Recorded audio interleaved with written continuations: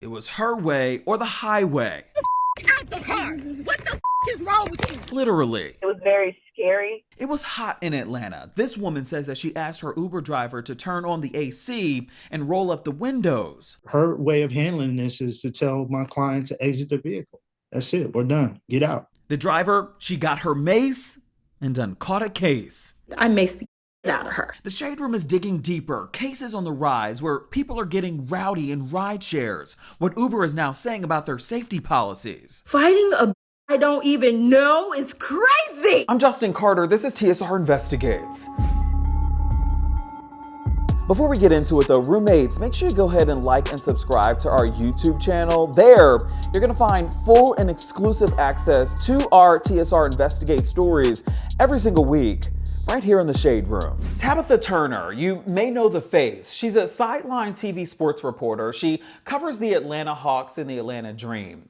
She is used to asking the questions, not the other way around, but it certainly has been her reality these past few weeks after her Uber ride from the airport home recently went viral. She says it started when she asked her Uber driver to crank up the AC, but instead, in the end, it turned out to be violent and even bloody. And this is not the first time we've covered instances where rideshare services have gone wrong. You remember we covered this story in Chicago when this Uber driver and his passenger, they got shot at over a domestic issue last year. So it led us to start asking questions. Tabitha Turner says she just wrapped a work trip. The Uber ride home from the airport was about 20 minutes.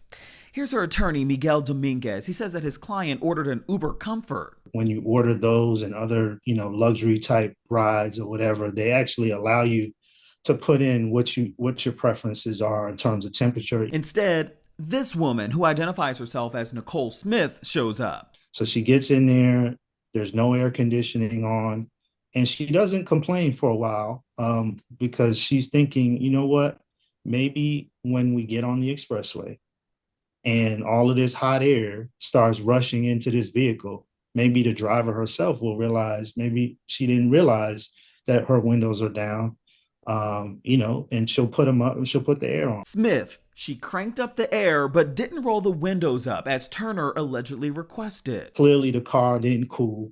And so at that point, that's when, Miss Turner decides to complain. It was a 90-degree day in Atlanta. Uber driver eventually gets irritated and essentially pulls over in the middle of the expressway. Basically, her way of handling this is to tell my client to exit the vehicle.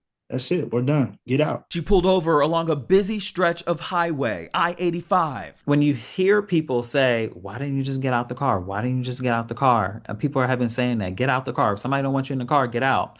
What's your response to that? Because I've been seeing a lot of that, people like trying to justify this happening by you simply not getting out the car. Well, again, it wasn't safe.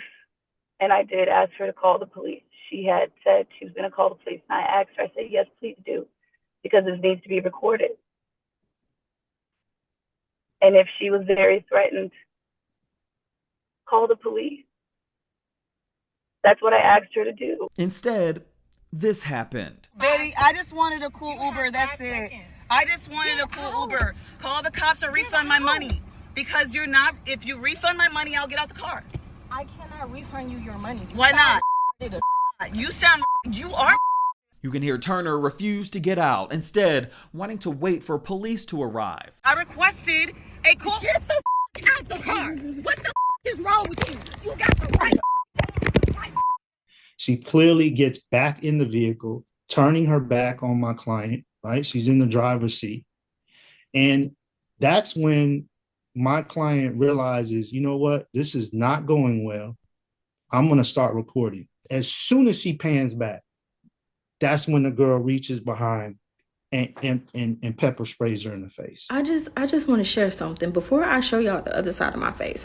But over 3 million people on TikTok watch Smith tell a completely different version of the story. She's like, it's because you have the windows down and I can't feel it. I'm like, well, the windows are cracked.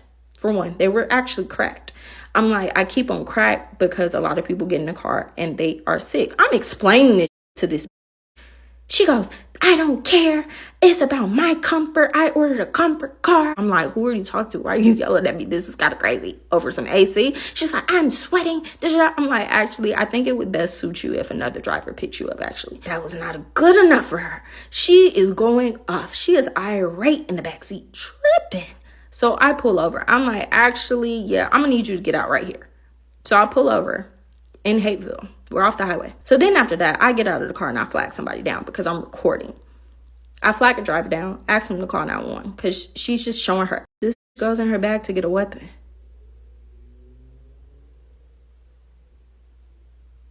So you know what I did? I got back in the car. I sit in my driver's seat. I'm like, so you are going to do what exactly? She like, if you think you're going to touch me, da-da-da-da, da-da-da-da.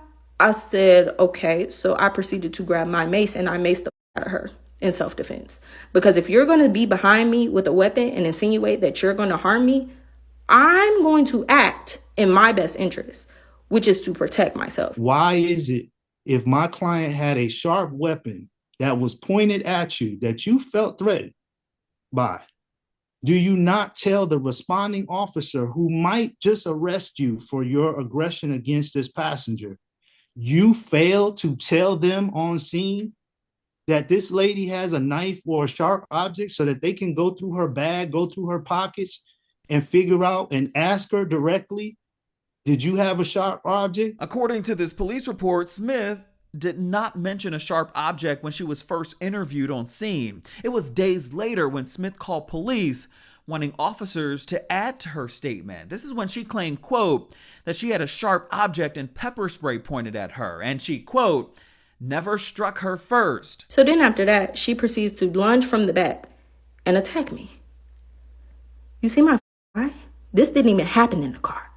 I get out the car because the car is full of mace and I have bronchitis. I get out the car. This runs up on me and tries to gouge my eye out. I have scratches in my eye.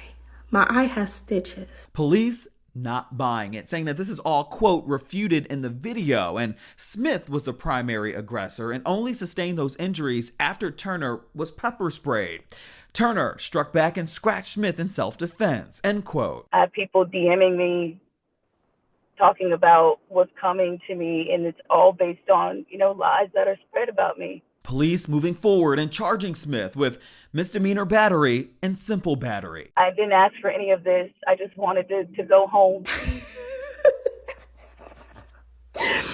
Fighting a I don't even know is crazy. Now, we did offer Smith an opportunity to share her side of the story, and she sent us an email response back. It says, quote, I'm no longer allowed to speak on the matter due to stipulations ordered by the court. Also, Uber in a public statement said in part, quote, that safety is fundamental to the Uber experience and conduct like this is not tolerated.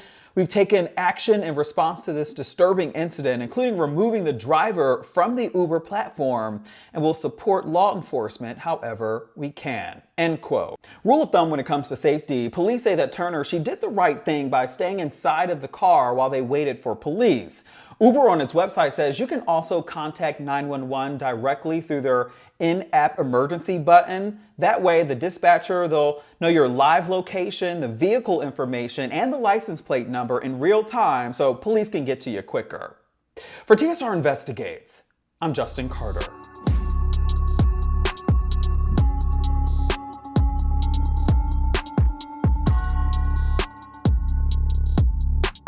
Hello, roommates, and thank you for watching our YouTube channel. Do you want more TSR Investigates?